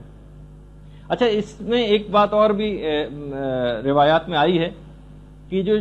شیطان والا جو واقعہ ہے کہ کیا شیطان کو امام زمانہ قتل کریں گے؟ چھٹے امام سے یہ بات پوچھی گئی کہ شیطان نے تو قرآنی آیت بھی ہے کہ قیامت تک کے لیے مہلت مانگی تھی، یعنی اسے وقت معلوم تک کی مہلت دی گئی، تو یہ کہہ دیا جاتا ہے کہ ہاں تجھ کو قیامت تک کی مہلت ہے، سورہ ہجر میں بھی جو کہ پوری آیت ہے۔ تو امام نے فرمایا اس کو حضرت قائم کے قیام تک کی مہلت دی گئی۔ امام کے پاس پھر جب اس کا آخری وقت قریب آ جائے گا شیطان کا تو امام کے پاس وہ زانوں کے بل چلتا ہوا مسجد کوفہ میں شیطان آئے گا اور اس وقت ایک جملہ کہے گا، ہائے میری بد نصیبی، یہ روایت کا جملہ ہے، اور پھر اس کے بعد امام اس کے پیشانی کے بالوں سے اس کو پکڑ کر اس کی گردن کو کاٹ دیں گے، اور یہی وہ وقت معلوم ہے جس کو شیطان کو جس وقت تک کی مہلت دی گئی۔ تفسیر عیاشی میں بھی پوری یہ روایت ہے اور تفسیر المیزان میں علامہ محمد حسین طباطبائی نے بھی اس روایت کو لکھا ہے۔ اچھا، کچھ علماء نے کہا کہ جو شیطان کے قتل والی جو روایت ہے اس سے مراد فزیکلی شیطان کا قتل کرنا مراد نہیں، کچھ علماء نے یہ بات بھی کہی، بلکہ اس کے معنی یہ ہے کہ ابلیسی مکر و فریب کا جو نظام ہے دنیا سے یہ ختم ہو جائے گا، ابلیسی نظریات بالکل ختم ہو جائیں گے اور عقل اور ایمان کی حکومت اس دنیا کے اوپر قائم ہو جائے گی۔ اچھا، اب کیونکہ ہم اس موقع پر آ گئے کہ حضرت حجت اس دنیا سے رخصت ہوں گے اور اس کے بعد پھر ہمارے تیسرے امام جن کی رجت سب سے پہلے ہوگی 70 انبیاء اور شہدائے کربلا کے ساتھ تشریف لائیں گے. کچھ لوگوں نے آ کر باقاعدہ مفضل نے آ کر امام سے کہا، شکایت کی کہ کچھ لوگ رجت کے قائل نہیں. ان کے متعلق آپ امام کیا فرماتے ہیں؟ اچھا ایک بات اور بتا دوں، اب یہ تھوڑی سی فقہی بحث ہے کہ جو رجت کا نظریہ ہے یہ ایک زمانہ تھا کہ جب یہ نظریہ ضروریات مذہب شیعہ میں سے ہوا کرتا تھا. ضروریات مذہب شیعہ ایک باقاعدہ ٹرم ہے، یعنی جس کو اگر انکار کر دیا جائے تو وہ شیعت سے خارج ہو جاتا تھا. لیکن موجودہ علماء کا جو نظریہ ہے وہ یہ ہے کہ رجت کے اوپر اعتقاد رکھنا یہ ضروریات مذہب شیعہ میں سے نہیں. یعنی اگر کسی شخص کو اس کے متعلق معلومات ہی نہیں ہے، یا اگر وہ اس طرح کی روایات سنتا بھی، جس میں ابھی خیر ہم آگے چل کر تذکرہ کریں گے بھی اس کا، تو بہرحال اس کی شیعت پہ اس سے کوئی فرق نہیں پڑتا. جب رجت کا موقع آئے گا تو خود ہی دیکھا جائے گا. اور ابھی ایسا کوئی نہیں ہے کہ اگر کسی کو اس کا اعتقاد نہ ہو یا اگر آپ کسی کو یہ بات بیان کریں اسے یقین نہ آئے تو گویا وہ شیعت سے خارج سمجھا جائے. یہ والا ایسا نہیں. اور بس ایک جملہ کہوں گا، اب جس کو سمجھ آئے نہیں آئے تو نہیں، وہ یہ ہے کہ ضروریات مذہب شیعہ بھی بعض اوقات یہ جو نظریہ ہے کہ کون سی چیز ضروریات مذہب میں ہے اور کون سی چیز ضروریات مذہب میں نہیں، یہ بھی وقت گزرنے کے ساتھ کچھ مسائل میں تبدیلی ممکن ہے. ایک زمانے میں ایک چیز ضروریات مذہب شیعہ میں سے ہو اور کچھ عرصہ گزرنے کے بعد وہ ضروریات میں سے نہ رہے. ایک بہرحال ایک فقہی مسئلہ ہے، جس کو ایک اصولی مسئلہ ہے، جس پہ فی الحال اس پہ بات کرنے کی تو ضرورت نہیں ہے. تو مفصل نے آگے کہا کہ مولا کچھ ایسے افراد ہیں کہ جو رجت کے اوپر یقین نہیں رکھتے. تو امام نے کہا کہ کیا ان لوگوں نے ہمارے جد امجد کی وہ اور اہل بیت سے مروی وہ احادیث نہیں سنی جس میں بار بار ائمہ اطہار کی واپسی کی خبر دی گئی؟ کیا انہوں نے قرآن کی وہ آیت نہیں سنی، وَلَا نُذِيقَنَّهُم مِّنَ الْعَذَابِ الْأَدْنَىٰ دُونَ الْعَذَابِ الْأَكْبَرِ، جو باقاعدہ امام نے پھر آیت پڑھی کہ ہم انہیں بڑے عذاب سے پہلے چھوٹے عذاب کا مزہ چکھائیں گے.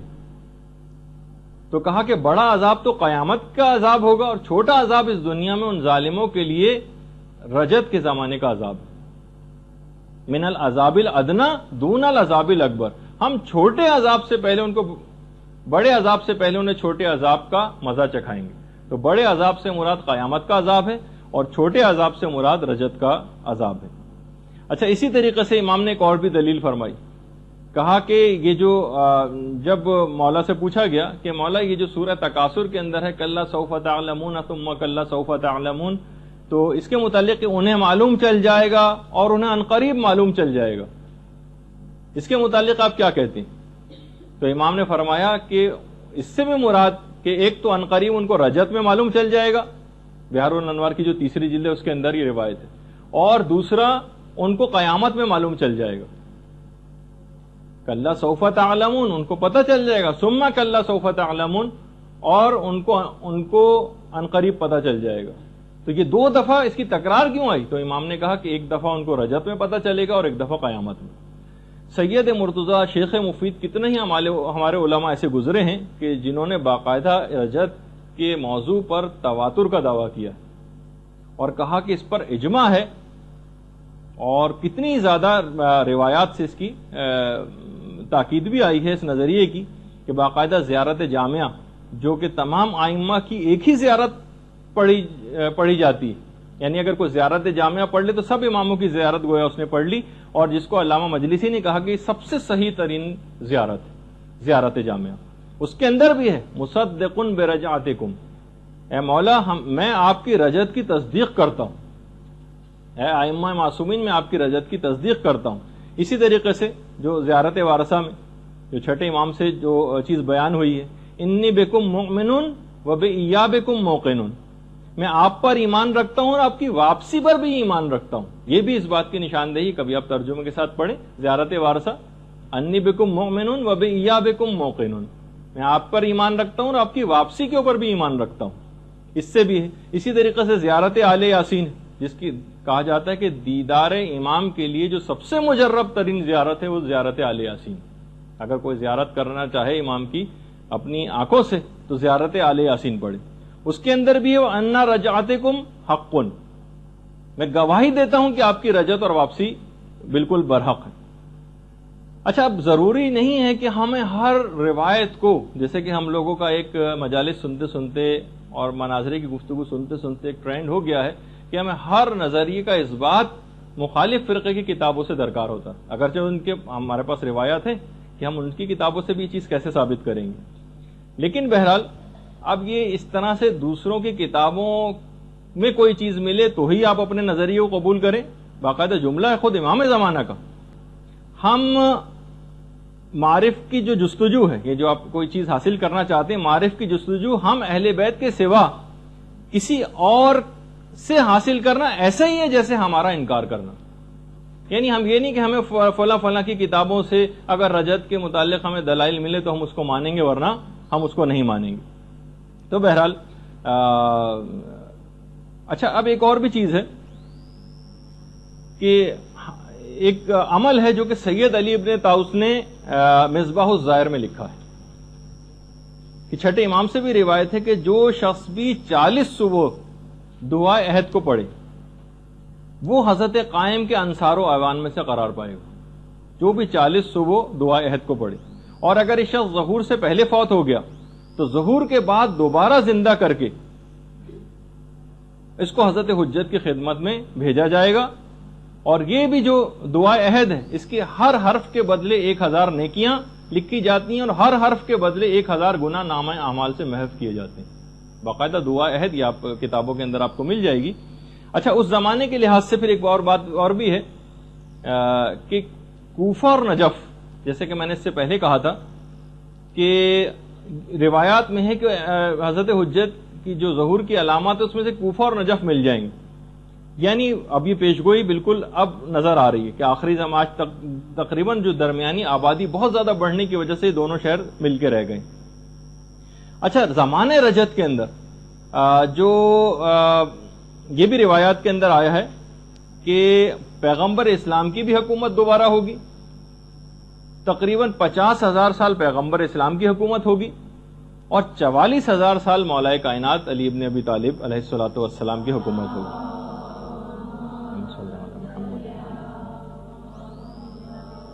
مولا کائنات اور پیغمبر اسلام کی ملاقات نجف میں ہوگی، اور ایک باقاعدہ ایک مسجد بھی تعمیر ہوگی،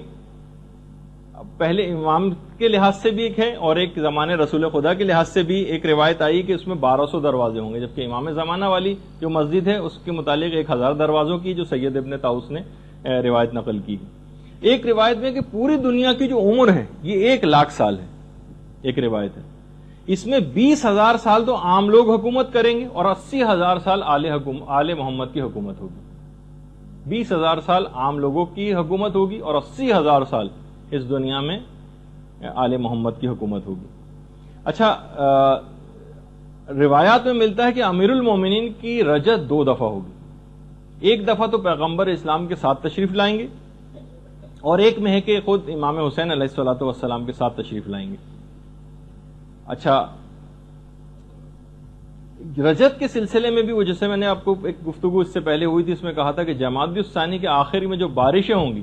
ایک تو ظہور سے پہلے کی بھی بارشیں ہیں اور ایک رجعت سے پہلے بھی بارشیں ہوں گی، اتنی شدید بارشیں ہوں گی، اتنی 10 روز تک تو اتنی زبردست بارش ہوگی کہ آج تک لوگوں نے ایسی بارش نہیں دیکھی ہوگی، اور یہ بارش جب مومنین کے قبور کے اوپر پڑے گی تو اس سے جسم نمو پائیں گے اور لوگ مٹی کو جھاڑتے ہوئے اپنی قبروں سے باہر آ جائیں گے، اس حالت میں اٹھیں گے کہ مٹی سروں سے گر رہی ہوگی۔ زمانے رجعت میں جو شخص بھی دوبارہ اٹھے گا وہ اپنی سابقہ عمر سے دگنی عمر پائے گا جتنی اس سے پہلے اس نے حاصل کی تھی۔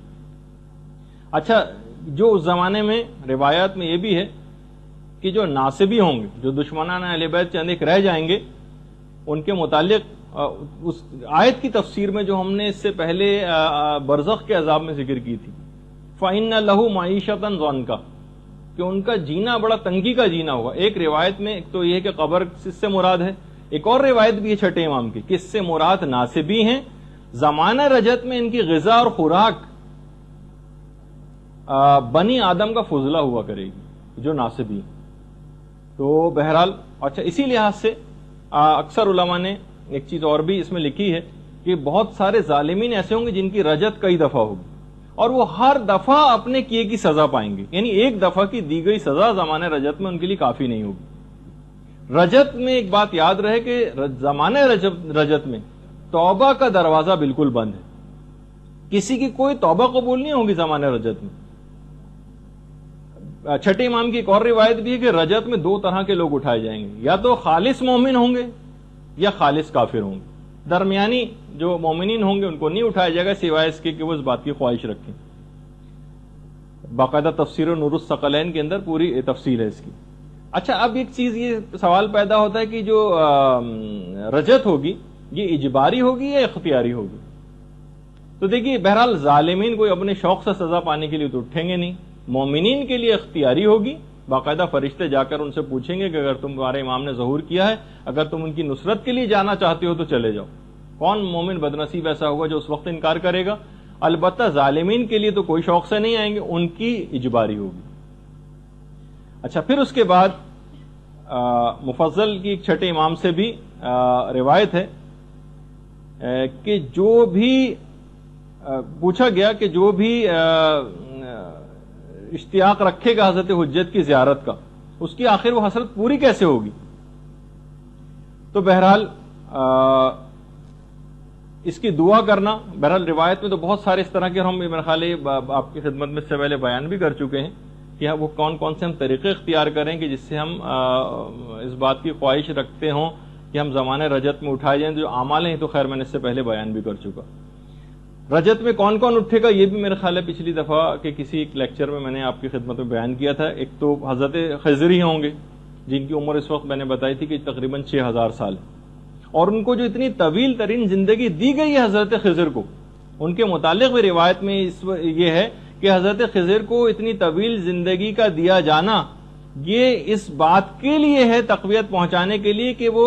حضرت حجت کی طویل ترین زندگی کے گواہ قرار پائیں, اور لوگوں کے سامنے بھی ایک ایگزامپل رہے کہ جن کو تم بالکل مانتے ہو 100% کہ ایک عام شخص بھی تھے یا چلے نبی بھی تھے, تب بھی بطور اعجاز اگر پروردگار چاہے تو اتنی طویل عمر بھی کر سکتا ہے. حضرت خضر کی تو 6000 سال ہے, حضرت حجت کی تو 1000 سال سے کچھ زیادہ ہے عمر. تو بہرحال اچھا, اسی طریقے سے ایک روایت یہ بھی ہے جو کہ ہمارے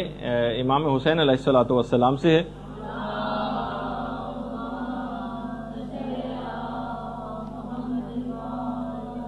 کہ میں وہ پہلا شخص ہوں گا کہ جس کے لیے زمین شگافتہ ہوگی. اچھا, اس کے علاوہ سلمان فارسی بھی اٹھائے جائیں گے زمانے رجت میں, ان کا بھی روایت میں تذکر آیا ہے. مقداد کا بھی تذکر آیا ہے.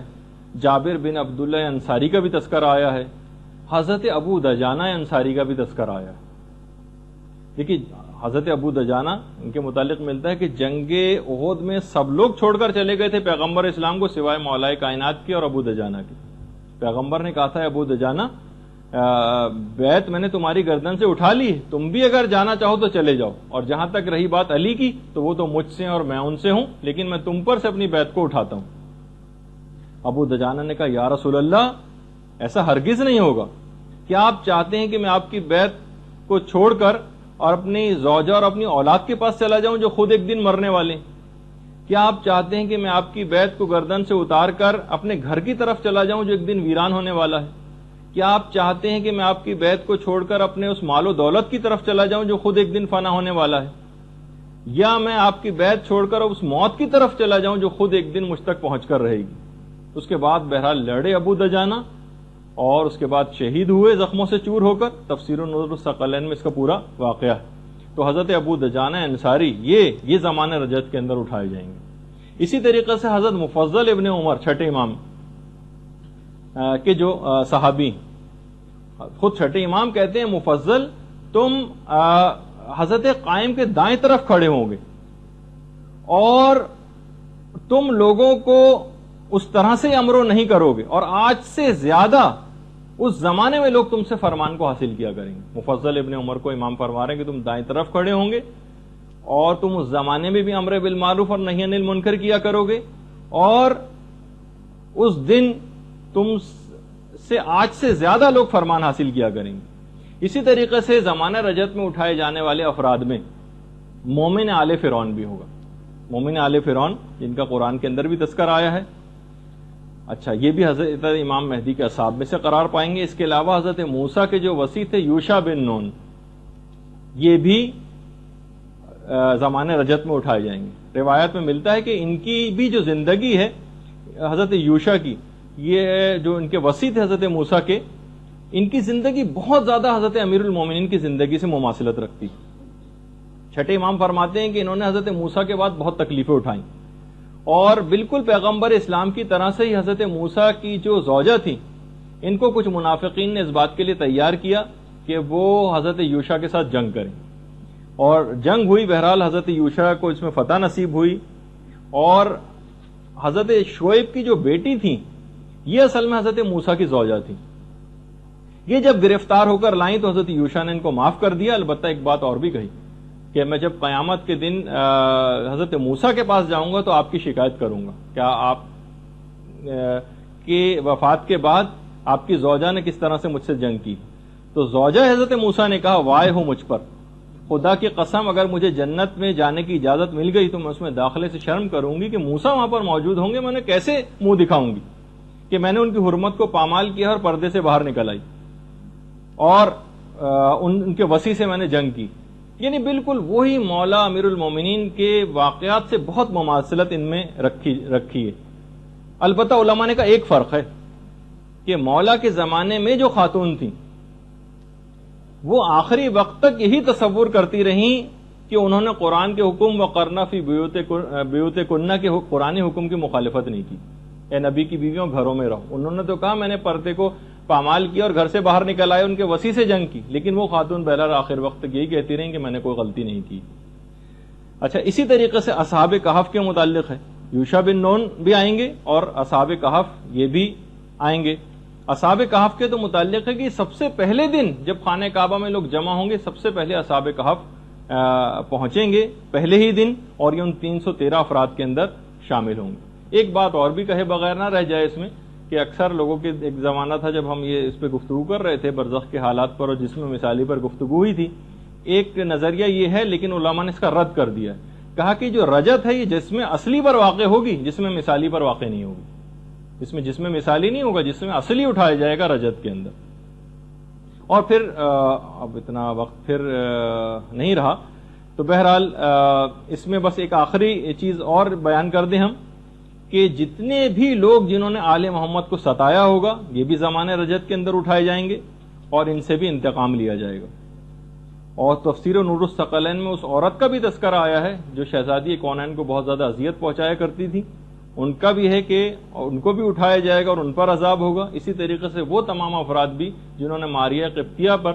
جو تہمت لگائی تھی پیغمبر اسلام کی زوجہ پر، ان کو بھی اٹھایا جائے گا. اور کچھ 2 ظالموں کا بھی تذکرہ آیا ہے، ان کو بھی اٹھایا جائے گا اور ان کو بھی سزائیں دی جائیں گی جس کی پوری تفصیل آئی ہے. رجت کے متعلق تقریباً 200 احادیث ہیں ائمہ معصومین سے مروی. 40 علماء نے رجت کی احادیث کو نقل کیا ہے اور 50 سے زائد ایسی کتابیں ہیں معتبر کہ جس کے اندر رجت کے متعلق روایات ذکر ہوئی. اچھا دیکھیے امام زمانہ کے متعلق جو یہ بات کہی جاتی ہے کہ امام کی غیبت پر امام کی اپنی ولادت سے پہلے کتابیں لکھی جا چکی. علی ابن حسن نام کے عالم انہوں نے کتابیں لکھی تھیں. اس کے علاوہ بطائنی ہے ان کی کتابیں ہیں، ابو الفضل ناشری کی کتابیں ہیں. خود یعنی امام کی پیدائش سے پہلے امام کی غیبت کے موضوع پر کتابیں لکھی جا چکی. لوگ بار بار ائمہ معصومین کے پاس آتے تھے کہ مولا یہ بتائیے کہ آخر ہم کو یہ آسائش اور یہ فرج اور یہ ظلم سے نجات کب ملے گی. تو پھر اس کے بعد امام تمام وہ کیفیات اور علامات بتایا کرتے تھے کہ ہمارا آنے والا ایک آئے گا اور اس زمانے میں یہی علامات ہوں گی اور اس کے بعد اس کا ظہور ہوگا اور اس کے بعد آسانی نصیب ہوگی. تو کتابیں بھی لکھی جا چکی ہیں. اچھا اس لحاظ سے بس اب ہم اس موضوع کو یہاں پر اختتام پذیر کرتے ہیں کہ زمانے رجت کے اندر تمام ائمہ معصومین کی دوبارہ واپسی ہوگی روایات کے اندر ہے، اور اس کے بعد یہ سلسلہ چلے گا اور جب دنیا کی وہ مدت پوری ہو جائے گی تو اس کے بعد قیامت.